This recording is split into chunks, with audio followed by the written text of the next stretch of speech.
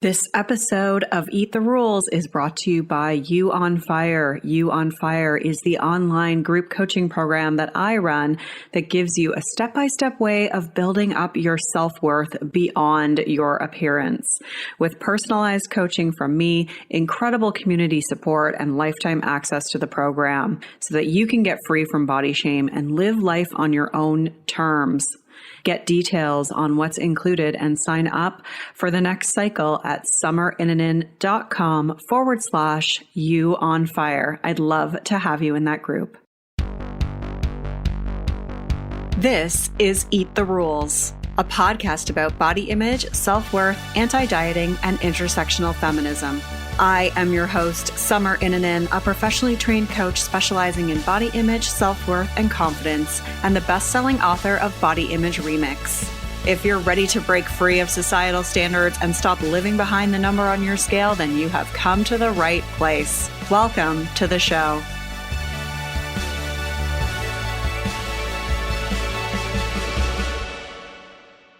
I accept this body, but there's no way I can handle gaining weight. I know I'm still restricting food a bit, but I'm terrified of gaining weight. If I gain weight, my partner won't find me attractive anymore. Do any of those statements sound familiar to you? One of the most common struggles that I see with clients is fear of weight gain, and that's what we're unpacking today.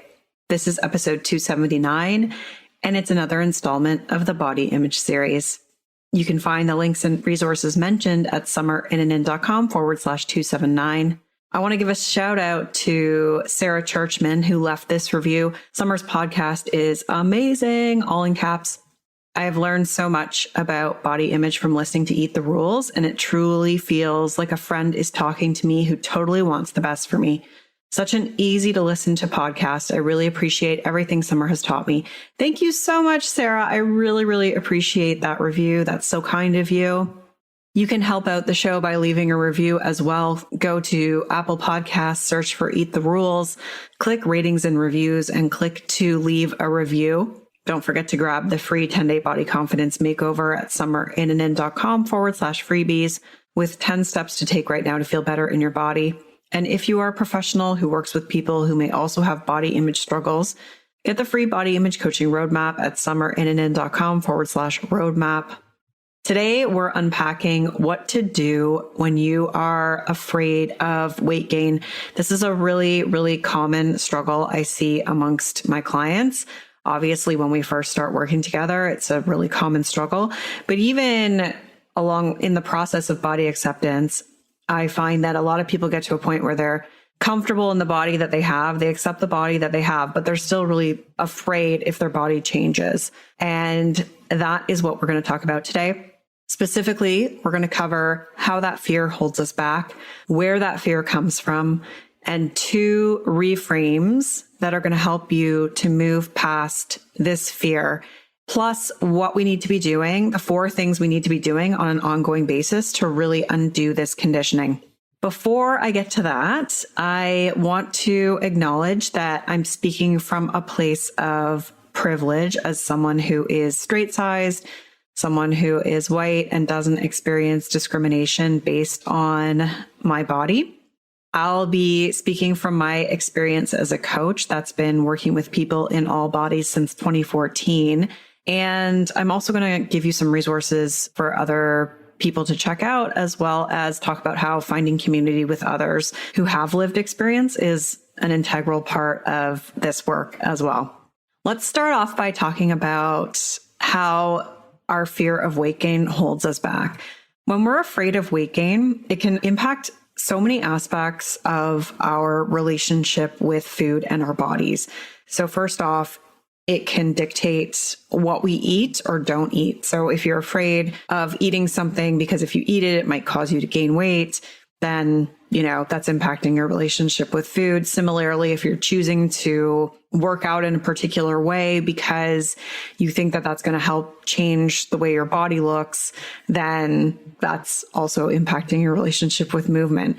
And that's why to really heal our relationship with food and movement, it's really important to work on that fear of weight gain.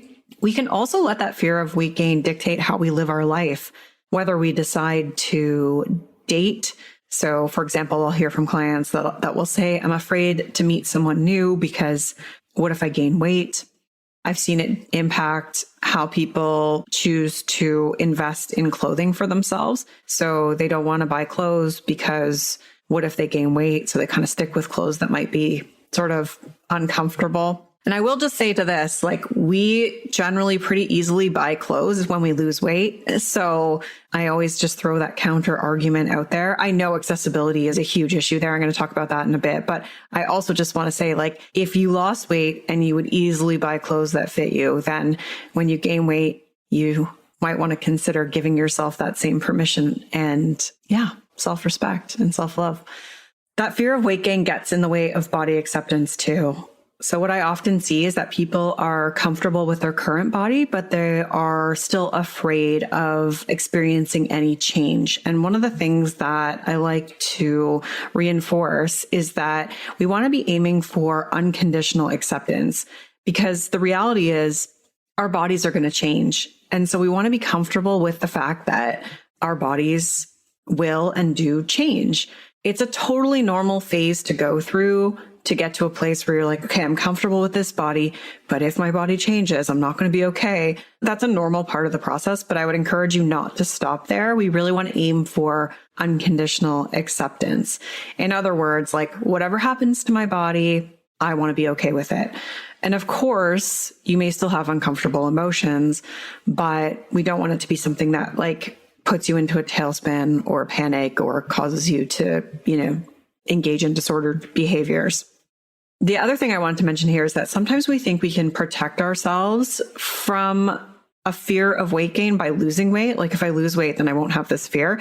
But what I find is that when people lose weight, the fear actually gets amplified even more. Just in my experience, what I've noticed with people. So in order to lessen this fear, we have to work on the fear. And changing our body isn't going to protect us from that fear. Let's explore where this fear comes from.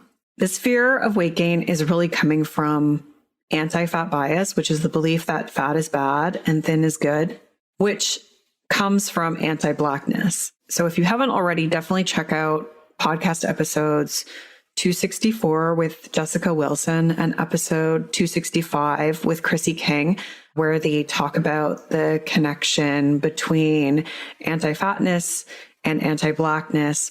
But the beliefs that we have about bodies are really rooted in that. The book, Fearing the Black Body by Sabrina Strings, is also a great book to pick up and read if you want to get in more in-depth information about that connection between anti-fatness and anti-Blackness. But it's really coming from those body hierarchies in our culture that say certain bodies are more worthy than others based on their size, their shape, their skin color, their age, et cetera, et cetera. And all of those beliefs are really harmful narratives that we've learned. And they don't benefit us as individuals because they make us hate our own body or they make us feel like we're unworthy. And they certainly don't benefit the greater good because we're upholding weight stigma, we're perpetuating discrimination, and that's obviously a terrible thing. That said, because of those things, it really makes sense that we would be afraid of weight gain. Accessibility is a big issue. So whether or not you're going to be able to fit into airplane seats or roller coasters, or actually, you know what? I'm going to rephrase that. Airplane seats and roller coasters aren't made to accommodate all bodies. The majority of clothing stores only cater to straight size folks. Doctors deny people medical procedures based on their size. And it makes sense to fear those things. It makes sense to fear that you're going to lose access to these things, that you're going to be treated differently in our culture, or if you are already experiencing that discrimination, that it would further kind of, make that even worse. It makes sense that we would want to protect ourselves from that.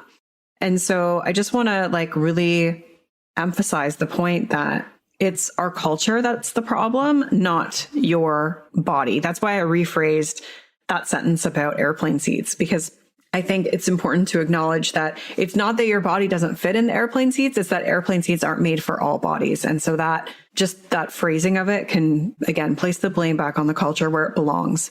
And that fear is coming from this place where we fear that we'll be unsafe. So we fear that we might be judged, rejected, experience discrimination, have less access to things. So it's coming from this very protective place, right? Like we want safety. We want to feel safe at all times. Anytime there's fear, there's that connection to like this sense of like, I'm not going to be safe or I'm not safe. And so that's really where that's coming from. Conversely, we've learned that smaller bodies have greater social currency. So smaller bodies are considered more desirable, more successful, more confident. We just perceive them as having happier lives. And therefore, it makes sense that we would want that and that we would fear losing that or proximity to that.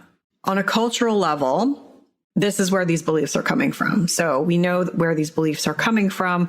We have internalized these things. And on top of that, they were likely reinforced by experiences that you had in your life. Something I see all the time is that I have clients, pretty much every client I have, had a parent that dieted and or like criticized their body. So immediately you start learning that like, okay, thinner is better. I need to be controlling my body. Oftentimes we've had someone tell us that we need to lose weight or that that there's something wrong with our body, that it's unattractive. And we internalize all of those moments. And that's what forms the beliefs we have about our body. That's why when we talk about fear, we need to understand like where it's coming from a cultural perspective. And then we also need to understand what that means to us on a deeper individual level. So what I mean by that is our belief about gaining weight represents something to us that's igniting that fear of weight gain. And when we're in the process of trying to overcome that fear of weight gain, we have to figure out what that represents to us. And that's what I do when I work with people. I'm going to give you one example though. So one common belief I see is people have a belief that if they gain weight, it means that they're going to be unlovable and that they're going to be alone, that no one's going to want to be in a relationship with them. And that might have been reinforced through like what we've seen in our culture, because we really don't see a lot of fat folks being represented in like, romantic comedies and things like that. Or it may have come from like a personal experience where you were rejected because of the way that you looked, or you just sort of, that's the way your brain kind of put it together. And so when we start to unpack where these fears come from and what they mean to us, because what it means to you is going to be different than what it means to me or somebody else, we can see that it all comes from this like very innocent and protective place within us, right? Like it's trying to protect us from being hurt. It's trying to keep us safe. And so again, like that fear is there for a reason. It's there to try and protect us. And fear is useful in a lot of instances. Like if you're about to step off the sidewalk and almost get hit by a car, like the fear is going to like, you're going to get that fear and immediately jump back onto the sidewalk. So that makes sense, right? Like it's going to try and protect you. However, fear shows up far too often, and it can often do us a disservice because it can make our lives smaller. What I mean by that is when our fear is saying like, hey, you shouldn't wear that because that shows your belly or you look too big in that. And I'm saying this from my voice of fear. That's not something I believe, but just, that's what our voice of fear says to us. That's making our lives smaller, right? Because we're saying like, well, I don't want to wear this thing that I actually do want to wear because I'm afraid people are going to judge me. Or, I really want to be in a relationship, but I'm afraid to start dating because I might get rejected. So you can see how fear might make your life smaller because it might dictate your actions and cause you to do things that are actually counter to like maybe what you want to do in the life that you want. But that fear is just trying to protect you. It's trying to protect you from judgment or rejection. And ultimately, we have to think about what we want for ourselves and whether we want to let fear run our lives. I want to insert a sidebar here. That's really important. Because when I talk about fear and I say things like, if your fear is saying like, oh, you shouldn't wear that, that doesn't mean that you have to do the opposite and just wear the damn clothing. Although sometimes you can and you will, and maybe you should. But I just want to say that like, I would never just say that to somebody because I think that it's such an individual thing. And when I'm working with someone, there are steps that I always want to take with clients to build a foundation before they take steps outside of their comfort zone. And so I have 100% said that in the past. And now I don't believe that anymore. I think that when we are talking about working with people's fear, we need to take gradual steps to move them outside of their comfort zone versus like just do the opposite of what fear is telling you, because that might feel way too unsafe. And that could be like probably a whole other podcast episode. I feel like I've talked about that before. Maybe that is a podcast episode I've done, or maybe it's just something I talk about all the time when I'm teaching this stuff.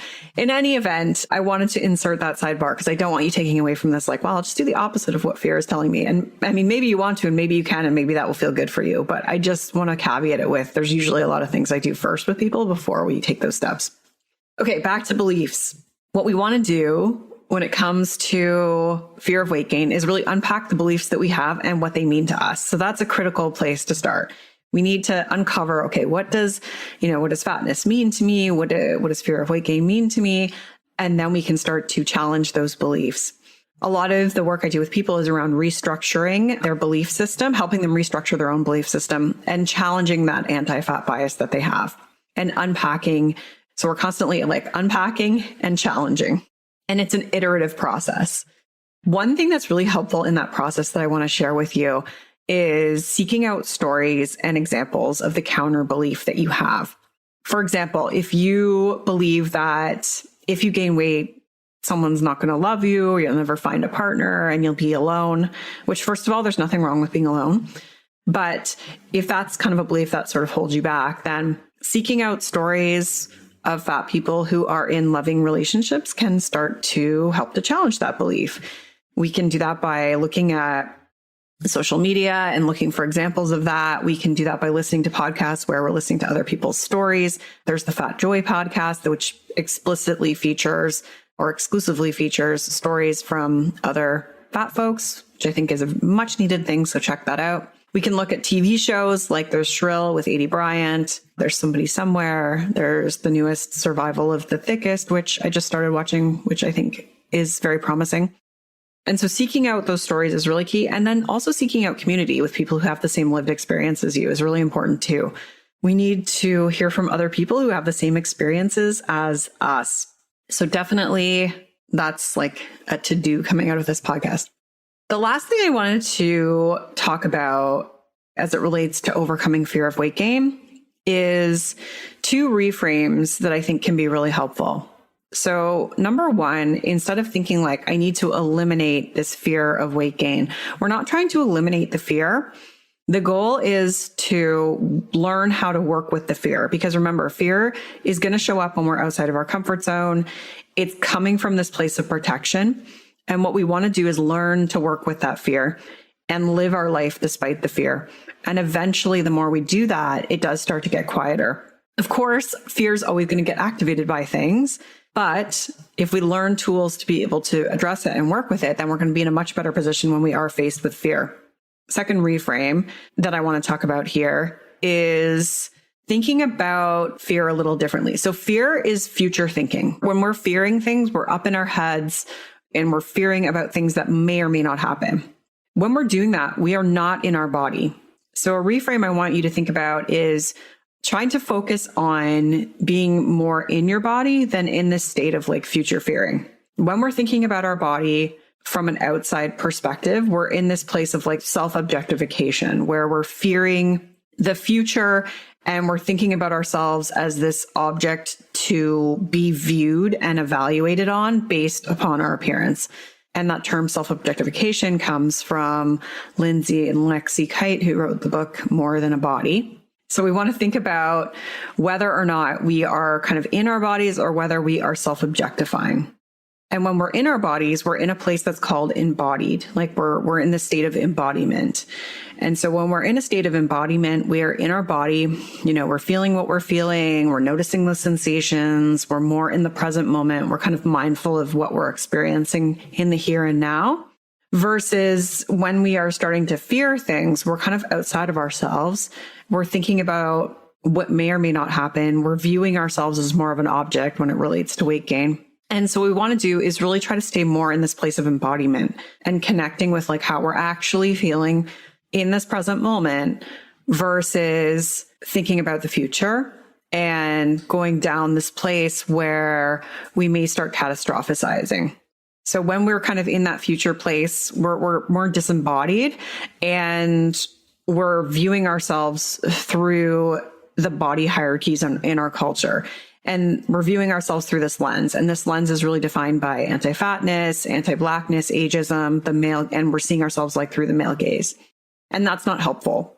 That's not helpful to how we perceive ourselves, and that's not going to help the fear.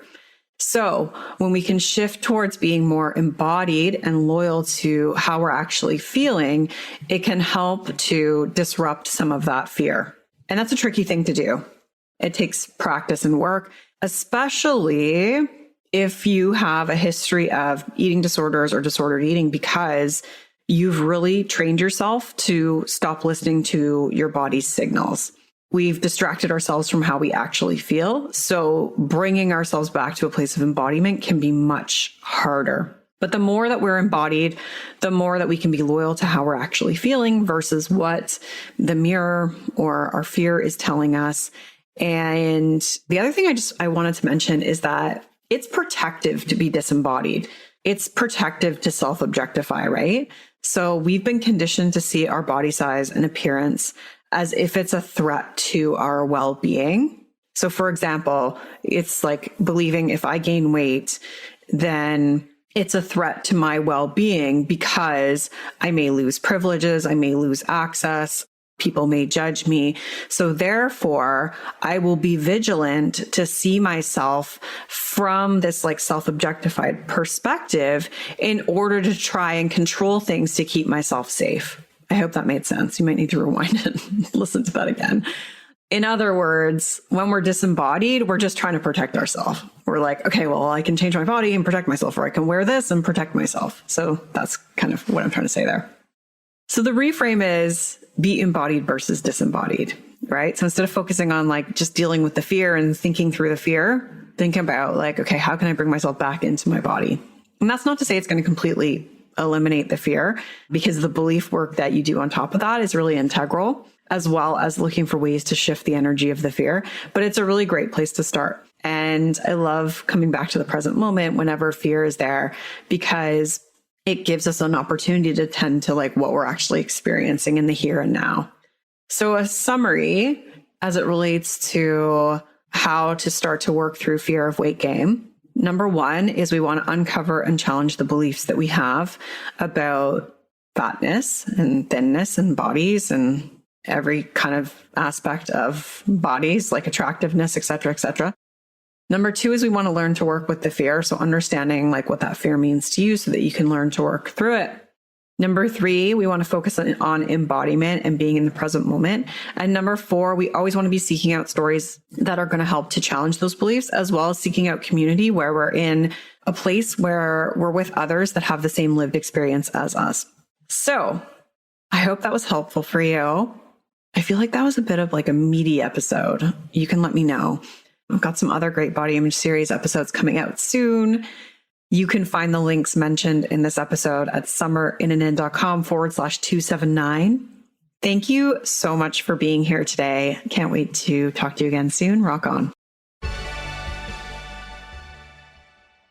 I'm Summer Innanen, and I want to thank you for listening today. You can follow me on Instagram and Facebook at Summer Innanen. And if you haven't yet, go to Apple Podcasts, search Eat the Rules, and subscribe, rate, and review this show. I would be so grateful. Until next time, rock on.